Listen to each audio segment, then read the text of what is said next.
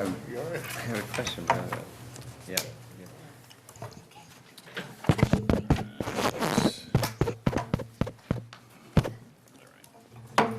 Okay, good evening, everybody. We'll go ahead and reconvene the special meeting of the Folsom City Council for Tuesday, November 14th, 2017. Any final action to report out of closed session, Mr. City Attorney? Thank you, Mr. Mayor.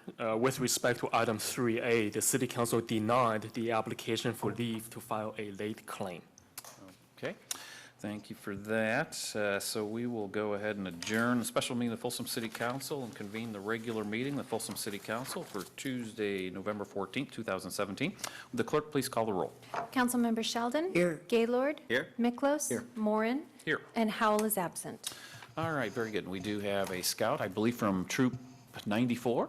And if you'd like to step up here, and would everybody please rise and join us in the pledge, and we'll have this fine young man lead us off here. I pledge allegiance to the flag of the United States of America and to the republic for which it stands, one nation, under God, indivisible, with liberty and justice for all. All right, thank you for that. Okay, so any agenda updates, Madam Clerk? You have no agenda updates for this evening. Okay.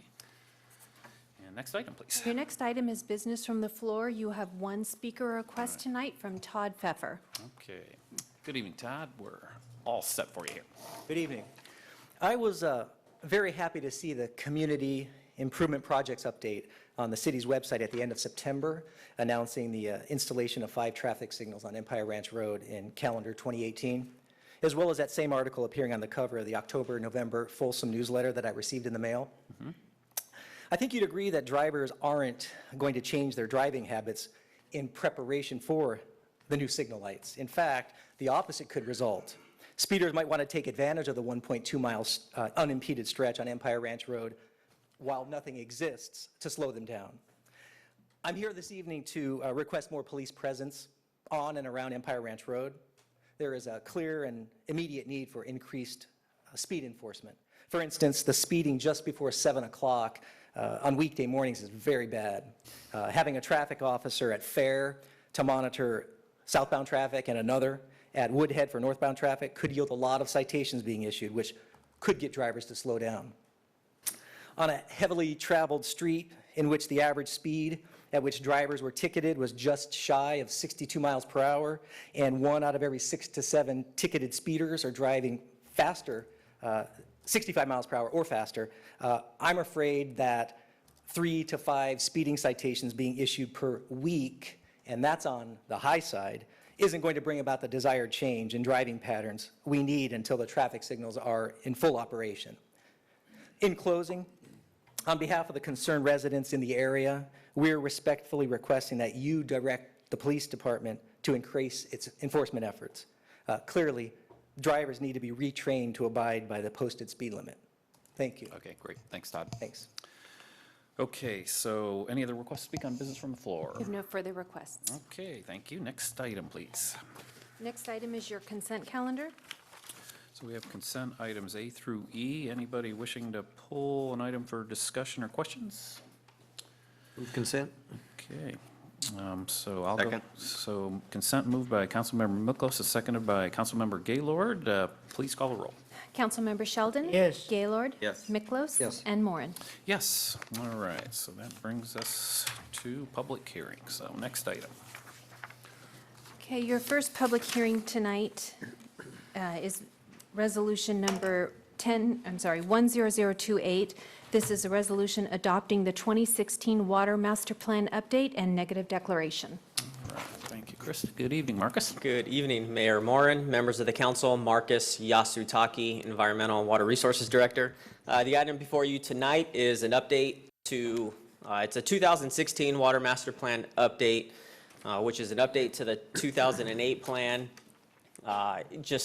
which was completed in 2008 but adopted in 2009, and similar, this item has information from 2016, so that's why we're updating it or asking for approval in 2017. We're required to hold a public hearing, must be adopted by city council. We did include information from the 2015 Urban Water Management Plan in this plan, and this did go before the Utilities Commission on 2 different occasions with a recommendation for approval to move to city council. The contents of the Water Master Plan is fairly straightforward. You've got an introduction, a description of the water system, the water demands, the consultant updates the hydraulic model. There's a system analysis just to identify any deficiencies, if there are any, and then there's a recommended capital improvement program, a project list as part of this. I'll go real quickly through these, but basically we just updated water storage operating criteria. So there are certain tanks within the distribution system that have been rehabilitated, so overflow and spill levels have changed, by a foot or two in some of these facilities. So we updated those set points in the model. Pressure reducing valves or pressure sustaining valves that were installed between 2008 and 2016 were updated. And then we did add the Folsom Plan area and Easton Place, Glenboro and Easton into the Water Master Plan, because those were the 2 biggest additions or soon-to-be additions to the overall water system. And those were not identified in 2008 as infrastructure needs, and so they've been included in the overall plan. The demands, again, as I mentioned, we updated the water use demands for each of the sectors within the city in the Urban Water Management Plan. And so we took those same numbers and used those in the hydraulic analysis and the water demands in the Water Master Plan. We also did incorporate water meter data that we didn't have previously in 2008 for the residential sector from 2013 to 2016 and try to normalize that for water demands that we would see moving forward, which match what's in the Urban Water Management Plan, and then updated peaking factors associated with the maximum day and peak hour demands. And those just come along with the unit demand factors as well. The system analysis, what we look at is the performance under following conditions: maximum day demand plus fire flow. So can we meet the fire flow demands at the individual locations within the city? And then peak hour demand. So is our system sized accordingly? We evaluated the pump stations, not only at the treatment plant, but within the distribution system. Are they sized correctly and operating correctly? And then evaluated storage capacity. Do we have enough existing system storage to meet all those demands throughout the city? Conclusions, the recommended capital improvement projects are very similar to what 2008 had in terms of what needed to be done. There's a couple areas for fire flow improvements, infrastructure replacement projects, so essentially rehabbing or replacing infrastructure that's 40, 50 years old, and then infrastructure improvements for development. So these are specific requirements for either the plan area, Folsom Ranch, that have to be upgraded to existing infrastructure that's development paid, as well as the Easton Glenboro. There's what we call offsite improvements that need to be made, and those are all developer funded and included in those specific, the plans specifically for the plan area or for Easton Glenboro. And as I mentioned, the Easton development and FPA models and planning efforts were included in this information. And what you'll find in total in the update for 2016 is there aren't any significant infrastructure system upgrades that are required. Our modeling efforts were done accordingly and meet what we see in the field, and there aren't any major deficiencies that need to be taken care of. So the system is operating as it should be. And with that, I'd also like to thank environmental planning partners who are here who helped with the initial study and negative declaration. So if there are any questions, I will answer them. Great. So questions for No, I Marcus? just want to say, Marcus, excellent. The work you guys are doing along with the commission, this is something that I'm glad we're seeing and updating regularly. Pardon me. Because you've, in the past, you've found some of the areas that needed improvement, which you guys already dealt with. You're looking far enough advanced in new technology to keep things moving more efficiently, because water is more valuable than gold now.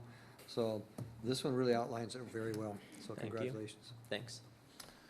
Yeah, and there is an incredible amount of detail in the documents that Marcus shared with us, and I'm sure those are on websites and stuff. So if you like schematics showing where valves and pumps are, those are available for anybody who's interested, We'll be besides sure to- Marcus. We'll be sure to put this online. All right, no, thank you. So any other questions, comments for Marcus? Okay, this is a public hearing. Do we have any requests to speak on this item? You do not. Okay, we'll close the public hearing. I'll go ahead and move resolution number 10028. And seconded by Councilmember Miklos. Please call the roll.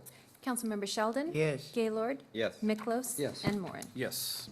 All right, Thank next you. item, please. Your next item is item 7B. This is resolution number 10031.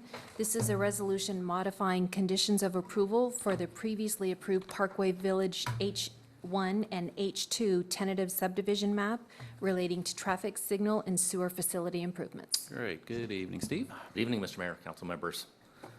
The project before you this evening is a request for approval of an amendment to a previously approved tentative parcel map known as Parkway Village H1 and H2. Specifically, the applicant's looking to modify conditions of approval associated with the previously approved tentative parcel map. Just to refresh your memories, H1, H2 includes two clusters located on the north side of Silverhorn Drive, on the border of the Parkway subdivision and the Lexington Hills subdivision. And to give a little perspective into why they're making this request to modify conditions of approval, back in 2012, the applicant submitted an application to the city, and initially they intended to develop a 56-unit gated private condominium community on the subject site.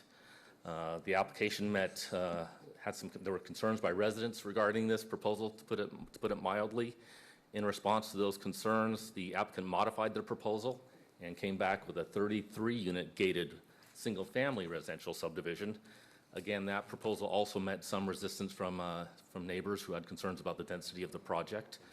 Again, in response to those concerns, the applicant modified their project and came back with a 16-unit single-family residential subdivision that was not gated and included public streets. This was consistent with the Parkway specific plan. 16 units were always envisioned for these particular clusters, and that's what was approved by the council in 2015. Earlier this spring, the applicant submitted the final map to the city for review and approval. And during our review process, we noticed there were a number of conditions of approval that were aligned with the original proposals for a private gated condominium project or a private gated single-family residential subdivision.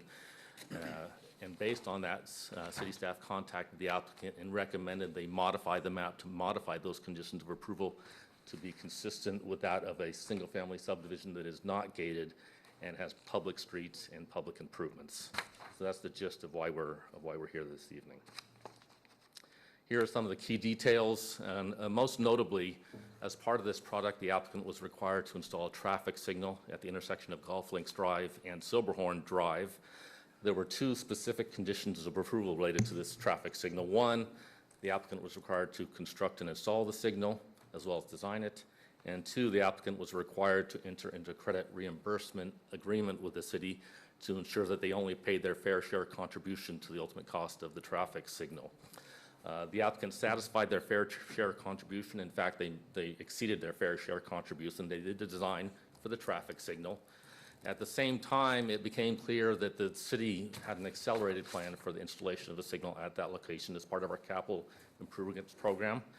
And the applicant was not moving quite as fast as the city. So the city has taken over for the installation and construction of that signal. However, the applicant did pay their fair share contribution. And so we are recommending that two conditions of approval be deleted relative to the traffic signal at this location. As I mentioned, initially the project was envisioned to be a privately gated project. Well, it's now a public subdivision with public streets and public improvements. So the next three bullets deal with the fact that the improvement should be publicly owned and maintained. Specifically, there is a sewer lift station proposed with the project. The applicant's been working very closely with our environmental water resource group, and they've come up with a design for that sewer lift station. Sewer lift stations typically are publicly owned and maintained. We have 13 of them throughout the city, and they're all publicly owned and maintained. And so that's what the second bullet deals with. And the last two bullets, again, deal with changes to conditions of approval to reflect the fact that this is a public subdivision. It's not gated, and the streets and improvements will be publicly owned and maintained. The Planning Commission did review this amendment recently and recommended unanimously approval of the amendment to the subdivision map. And staff forwards that recommendation to the council this evening. And with that, staff respectfully recommends approval of the amendment to the subdivision map. I'd be happy to address any questions you have, and the applicant is also here this evening. All right, great, thanks. As Thank you. always, Steve. So questions for Steve? I got a comment, not really a question. When I first read that, I didn't pick up why we were doing that, and I was very much aware of all the controversy that went on during the initial back and forth. And I said to myself, why would our planning department not pick this up and do it when you settled on what was going to be? I guess I didn't pick up anywhere about the gated versus non-gated, you know. I met with the developer and the council, and as soon as they said that, it made sense to me. But you had me wondering, because I know you guys are sharper than that. And I guess it was a consideration that went through a lot of discussion before you decided which way you're going. Correct. That was my concern in the beginning, but not no more. Okay, any other questions for Steve? Okay, this is a public hearing, so I'll go ahead and open the public hearing. Any requests to speak on this item? You have no request to speak on this item. Okay, so with that, I'll close the public hearing and entertain a motion. I'll go ahead and move resolution number 10031 with general findings A and B, CEQA findings C and D, and subdivision map amendment findings, tentative subdivision map amendment findings E through I. All right, I'll go ahead and second that motion. So with that, please call the roll. Councilmember Sheldon? Yes. Gaylord? Yes. Miklos? Yes. And Moran. Yes. All right, next item, please. Thank you, Mayor and members. Appreciate it. Thank you. Your next item is Public Hearing 7C. This is Community Facilities District Number 20, Russell Ranch formation, with the 4 resolutions noted and 1 ordinance. Okay, great.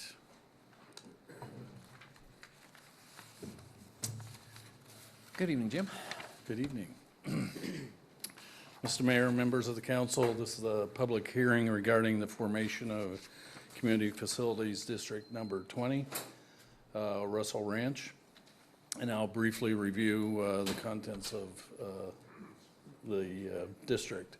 The boundaries include, of this district, are Highway 50, Placerville Road, White Rock Road on the south, and the extension of Empire Ranch Road. There's 2 parcels, this small little parcel here, and then the second parcel is this larger area. The development includes approximately 245 single-family units, 544 high-density single-family units, and 114 low-density multifamily residential units. The CFD is intended to provide funding for the backbone infrastructure and facilities, and that includes your water, wastewater, drainage, transportation systems. It will not provide any project-specific maintenance services. The special tax is levied through 2067 at the City Council's discretion. It will increase by 2% annually. The maximum special tax ranges from $1,200 to $1,700, and the bonded indebtedness limit is $70 million. Again, the extended term is to 2067. Financing is from either bond proceeds or pay-as-you-go revenue. The maximum tax will be levied upon the pulling of a building permit. And the pay-go is 100% to developers first 20 years, and then 100% to the city thereafter if required. The property taxes on the property in CFD 20 are within your limit of 2%. And you can see the numbers there for the single-family and multifamily units. The council does retain, after the debt service is paid, the sole discretion to extend or discontinue or reduce the maximum special tax. And your action tonight would form CFD 20. It would deem it necessary to incur bonded debt. It would call for a special election, and also declare the special election results, and have the introduction and first reading authorizing the levying of special taxes. And if you have any questions, I'm Okay, glad to any, answer them. I guess question for me, Jim, is this any different than the others we've done recently? No, it Okay, isn't. so It's right in. same pattern, okay. Same pattern and within your guidelines Okay, of great. safety financing. Perfect. So any questions for Jim before we work through the proceedings here? Okay, so we'll go ahead and open the public hearing. It is now in order for me to open the public hearing on the formation of the City of Folsom Community Facilities District Number 20, Russell Ranch, the district, the extent of such district, the furnishing of specified types of public facilities within the district, the proposed rate and method of apportionment of the special tax to be levied within the district, and the proposed incurrence of bonded indebtedness in connection with the district. Madam Clerk, has notice of this hearing been given in accordance with applicable law?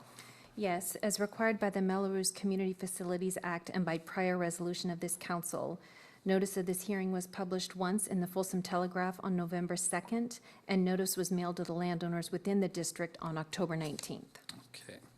So the public hearing is now officially open. We will first have presentations by staff and consultants about the district, and after that, we will receive comments and questions and any protests from any interested persons. When all comments have been received, the public hearing will be closed. So I assume our presentation has already occurred, unless, Jim, do you want to repeat anything, or are you good? Okay, all right. I noticed that, yeah, he doesn't follow these scripts very well. Okay, we'll have to do some rehearsing with Jim. So, let's see, so done there. So, public testimony, the floor is now open to testimony for members of the public. At this time, all interested persons or taxpayers may approach the podium and testify orally or in writing for or against the formation of the district, the extent of such a district, the furnishing of specified types of public facilities within the district, the proposed rate and method of apportionment of the special tax to be levied within the district, and the proposed incurrence of bonded indebtedness in connection with the district. Any request to speak on this item? You have no request to speak. Okay. So with that, the public hearing is closed. So I'll move that we close the public hearing, and I do need a second for that. Okay, seconded by Councilmember Miklos. Please call the roll on that. Councilmember Sheldon? Yes. Gaylord? Yes. Miklos? Yes. And Moran. Yes. Okay, Madam Clerk, does a majority protest exist against the formation of the district, against the furnishing of a specified type or types of public facilities to serve the district, or against levying the specified special tax within the district? No written protests have been received from the landowners within the district. Therefore, a majority protest does not exist. Okay, thank you. So at this time, because a majority protest does not exist, it is appropriate for the City Council to consider resolutions to form the district, to declare the necessity to incur bonded indebtedness within the district, and to call a special election within the district. Mr. Mayor, I move Resolution 10035. Okay, I'll second that. So please call the roll on that resolution. Councilmember Sheldon? Yes. Gaylord? Yes. Miklos? Yes. And Moran. Yes?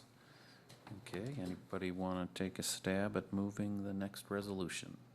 Ernie, jump in there. Okay, I'll move resolution number 10036. Second. Okay, so moved by Councilmember Sheldon, seconded by Councilmember Miklos. Please call the roll. Councilmember Sheldon? Yes. Gaylord? Yes. Miklos? Yes. And Moran. Yes.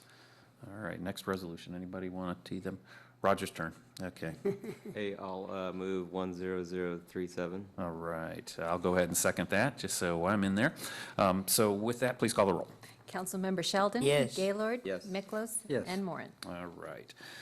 So pursuant to resolutions number 10037, the election for the incurring of the bonded indebtedness, the levy of the special tax, and the establishment of the appropriations limit for the district is now open, and the clerk may conduct the election. Let's see, Madam Clerk, have you received the ballot from the landowner in the district? I have received the ballot, and finding that all ballots in the election have been submitted, do declare the election closed. Could the clerk proceed to canvass the ballot? I have completed the canvass of the ballot for the special election related to the district held on November 14th. The canvass was as follows. 434 votes were cast in support of the measure, and 0 votes were cast in opposition to the measure. Therefore, the measure was approved with a 100% vote in favor. Okay, so have you signed the certificate of the election results, or do you do that right now? I have. Okay, you've already done that, so let's see. So consider the resolution declaring the election results. So I'll go ahead and move resolution number 10038. Go ahead, jump in. Who's that? Second. Oh, there it is. Seconded by Councilmember Miklos. Please call the roll. Councilmember Sheldon? Yes. Gaylord? Yes. Miklos? Yes. And Moran. Okay, so introduction, first reading, levying the special tax. Ordinance number 1279 requires a motion to introduce. I'll move to introduce ordinance number 1279 by first reading only. Okay, and I'll go ahead and second that. So please call the roll.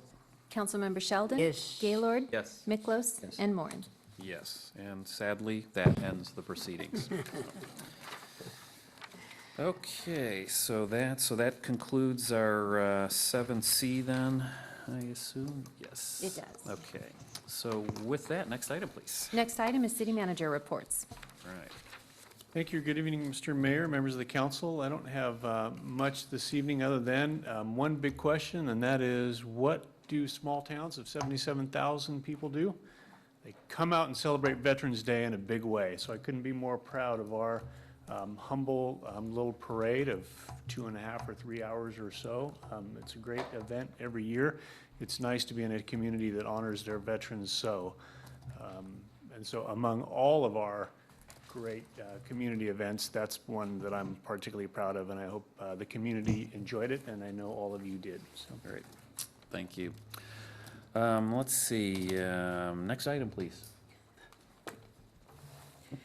Next is council comments. Okay, anybody want to start with Krista, or should I make that decision? I'll just say, everyone enjoy the holiday, and we'll see you in December. Very good, thank you, Steve. Ernie? got I anything want to for us? thank everybody that helped on the Veterans Parade. We had a little bit of concern because, we lost a great man this year, Chuck Harrison. He was sort of a keynote for us, but all the other people on the committee, and I'd like to point out Ted Ocampo, because he was the second in command. He moved up very well. And all the people chipped in, all the city staff and everybody. And then the people came out, and the people, even though we didn't have no bands, but our bands did real well, so that's good. Where they went, they'll be back, I'm sure, next year. But everything, the people out watching it was great. The numbers didn't, as far as I could see, didn't decrease much, if any. They all fed. There was no food left over in the community center, so they all got fed well. And we'll make the presentations, I think it is on the 13th of December, and we'll give out the awards. So all I could say for the whole committee, thanks for everybody. And thanks for all your work on that, as always, Ernie. Roger?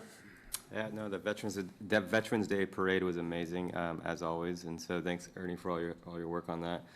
Tomorrow, you can come out and see my daughter dressed as a turkey at the Friends of Folsom Turkey Drive at Folsom Lake Hyundai. Great. She stood outside of Walmart for 3 hours and raised $600 for those folks, so it was very funny. But Friends of Folsom tomorrow at Folsom Lake Hyundai, so it should be pretty cool. They'll be out there from 9 to 10 with turkeys. Okay, Very nice. great, great. Let's see, thanks for bringing that up, Roger. So, yeah, I will be stopping by there. I have a truck that'll be being maintained at Folsom Lake Chevrolet, so I will make sure I get by there when that is all taken care of. Veterans Day it was kind of an interesting sequence of days there. We had on Thursday night, I was at the Marine Corps Ball, which was a very nice event put on by our veterans here, and appreciate being invited to that. And then on Friday, the observed holiday of Veterans Day, Intel invited me out. They recognized the veterans that work for their company there and had a really inspirational speaker. She was one of the first women test pilots in the Air Force and works for Intel, their Santa Clara office there. So that was Jackie Parker. So that was I intended to leave early, but she had me really interested in what she was saying. So and then of course our Veterans Day. So it was really a nice 3 days there, recognizing a lot of great service and sacrifice to this country.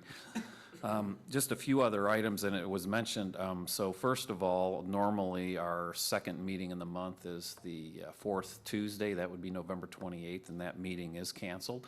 So our next meeting after that, is it December 12th? Yes. Okay, December 12th. So we do have kind of an extended break here. A few other things. I'm signed up for the Folsom Turkey Trot, which is the morning of Thanksgiving Day. So I'll try and get through 6 miles. I think it's almost the identical course to the Johnny Cash run that I did a while back. And then, of course, the California International Marathon, which has been an annual start here in Folsom for decades now. I'll be running the first leg of a relay for that, so hopefully my legs will hold up through all that. And then lastly, as we do get into the holidays, and just wish everybody the best for as far as Thanksgiving, is our Christmas tree lighting down on Sutter Street is, I believe, Friday, December 1st. So invite everybody down for that. That's always a neat event. In addition, just to mention that I'm not sure, the Palladio usually also does a Christmas tree lighting at the November 29th. Thank you, Roger.